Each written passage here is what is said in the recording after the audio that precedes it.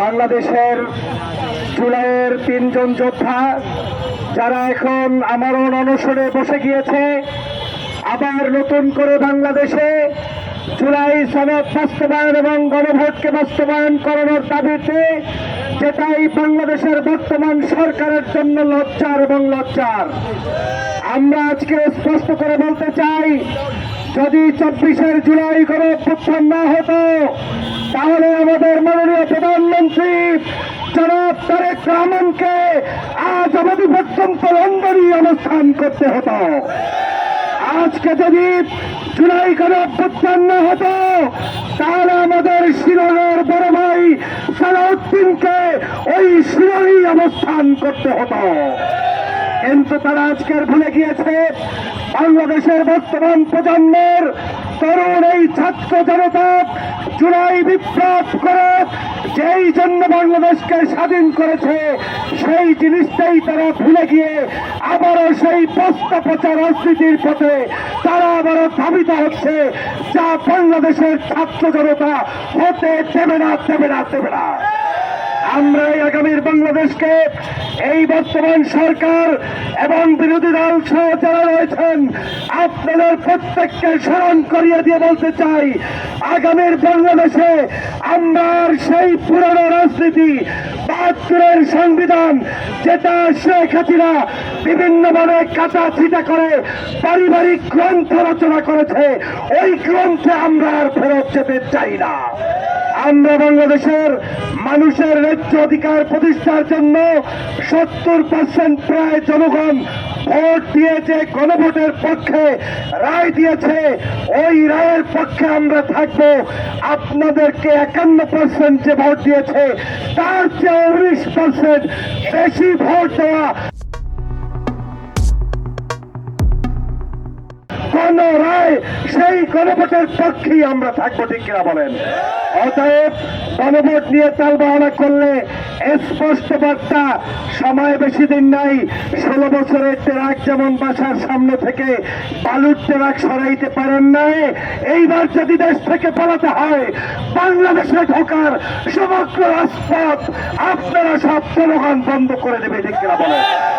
অতএব আমরা মনে করি বিএনপি, দেশ নেত্রী বেগম খালেদা জিয়া এবং এই দলের বর্তমান চেয়ারম্যান বাংলাদেশের প্রধানমন্ত্রী জনাব তারেক রহমান, আপনারা প্রত্যেকেই বাংলাদেশের মজলুম ছিলেন। ফ্যাসিবাদের আমলে আপনাদের উপরে জুলুম হয়েছে, অত্যাচার হয়েছে, কিন্তু যারা আপনাদেরকে মুক্ত করেছে তারা কিন্তু আপনার দলের কোনো নেতাকর্মী না, তারা হচ্ছে ওই ব্যক্তি যারা আজকের এই সমাবেশে উপস্থিত হয়েছে তারা। অতএব এই জুলাই যোদ্ধাদেরকে সম্মান করবেন, স্যালুট করবেন, তাদের দাবি মেনে নেবেন। আজকের আমাদের এই জুলাই সনদ বাস্তবায়নের মাধ্যমে সরকার নতুন করে নতুন বাংলাদেশ গঠন করবে, সেটাই হচ্ছে আমাদের প্রত্যাশা। এর বাহিরে তালবাহানা যা করবেন তার পরিণতি মোটেও ভালো হবে না। আমরা সংসদে দেখছি প্রক্সি দেওয়া চলছে, প্রধানমন্ত্রীর প্রক্সি দেয় আমাদের জনাব সালাউদ্দিন সাহেব। কিন্তু স্পষ্ট করে বলতে চাই, আপনারা আপনাদের বক্তব্যের প্রক্সি দিতে পারেন, কিন্তু জুলাইয়ের প্রক্সি জুলাই সনদের মাধ্যমেই হতে হবে। অতএব জুলাই বিক্রির জন্য হয়নি। আমরা দেশপ্রেমিক জনতা যখন ফ্যাসিবাদের সময় বিদেশে বসে কথা বলতাম, এক একটা বক্তব্য শোনার পরে 10 বার 20 বার বিএনপির বড় বড় নেতারা বক্তব্য শুনে আবার বক্তব্য দেওয়ার জন্য উৎসাহ দিতেন। আপনারা ওই 5ই আগস্টের পরে পল্টনের সামনে থেকে, অফিসের সামনে থেকে কান্নাজড়িত কণ্ঠে বলেছিলেন,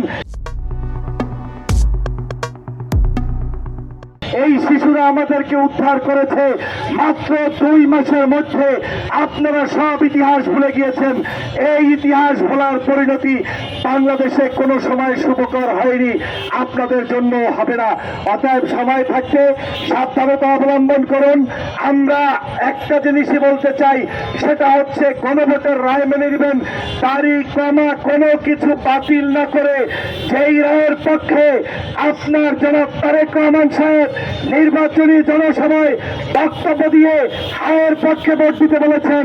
যে এই জুলাই সনদের জন্য সংস্কার কমিশনে গিয়ে সালাউদ্দিন সাহেব বারবার বলেছেন গণভোটের মাধ্যমে যে জুলাই সনদ হবে সেটাকে আপনারা মেনে নেবেন। আমরা ওই জুলাই সনদটাকেই মানতে বলছি, নতুন কিছু আপনাদেরকে চাপিয়ে দিচ্ছি না। অতএব শয়তানি বন্ধ করেন, ষড়যন্ত্র বন্ধ করেন, ওই সকল পূর্বের রাজনীতি বন্ধ করে শেখ হাসিনার স্টাইলে 15-20 বছর ক্ষমতায় থাকবেন, ওই স্বপ্ন আপনাদের স্বপ্ন দোষে পরিণত হবে। বাংলাদেশের কোন জনগণ আপনাদেরকে ওই রকম দুঃসাহস দেখানোর সুযোগ দেবে না।